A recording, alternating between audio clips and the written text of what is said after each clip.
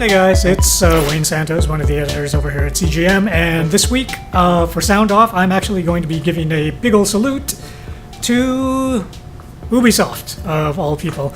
I'm playing, and I have not finished, but I will be writing my review soon once I do finish it, Valiant Hearts, which is a game about World War I, but more importantly, it's a game that uses the Ubiart frameworks engine, which is the same one that was used on Child of Light, and it was also the same one that was used for, the Rayman games. And I have to say that, after the last decade plus of playing, predominantly 3D games, it really, really is a breath of fresh air to have three different games coming out of the same company that look so completely different from each other and look like pretty much nothing else that's out there on the market. I know that you also get the same thing with indie games, which is probably why indie games are, also getting a lot of attention these days.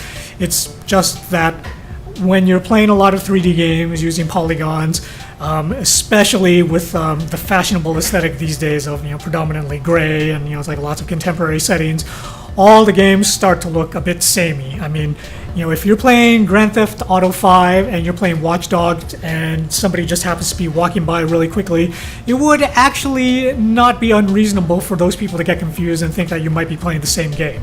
But when somebody is playing Valiant Hearts, which is done in a sort of a classic New Yorker cartoony illustrated style versus Child of Light, which is much more heavily based on late 19th and early 20th century children's illustrators. These two art styles are so radically different that it would be impossible to mix up the two games. There's just no way. And that's something that's actually really been missing from a lot of games these days is, that visual distinctiveness.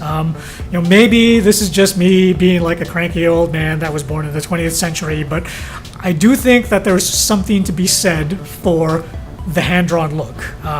Okay, I'm completely dating myself here, but then I already did that when I said that I was born in the 20th century, but there is a big difference, for example, between, say, the artwork of Jim Lee illustrating the X-Men comics versus, say, Boris Vallejo, who does all of those super buff fantasy posters, or even Art Adams, who was another prominent comic book artist in the 80s, or Franz Frazetta, who did those amazing fantasy covers for all of those different books during the 60s. It's like all of these guys were working with similar mediums, whether it was paint or oil or something like that, but the ability to do something by hand gave each one of their individual works a distinctiveness that really, really sets it apart. Another perfect example of this, and one which has been heavily imitated in 3D video games to the point of nauseum, is H.R. Giger, the guy that was responsible for the look of the Alien movies. Now here's a guy. He did not use computers. He was using traditional media, oils, paint, stuff like that. But when he came up with his designs for the Alien, when he was brought on as a concept artist for the ill-fated Dune movie that was being thrown around in the 70s, it is impossible to mistake Giger's work for anybody else on the planet, because nobody else can do that stuff the way he did. Now the problem with modern games, and I understand why they're doing this, it's for reasons of time and production budgets, things like that. They all use a lot of common tools, Unreal Engine being the most common one. So if you have a bunch of game developers who are all using the Unreal Engine, chances are that there's going to be a certain amount of similarity between all of those games depending on how quickly they had to crank them out.